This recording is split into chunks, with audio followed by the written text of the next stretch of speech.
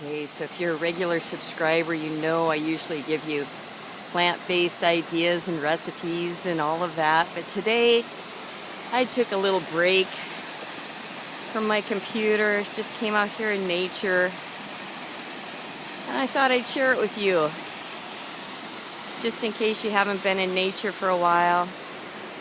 This is the Olympic Peninsula on a very, very beautiful hike. And I think this is so essential. It's as essential as the food we eat to nourish our spirit as well.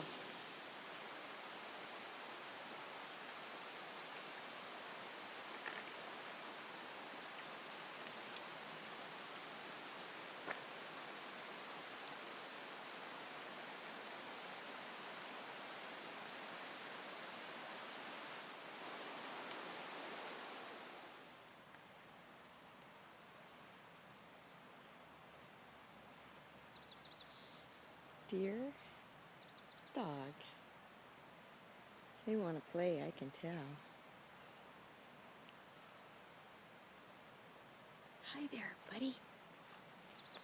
Hey.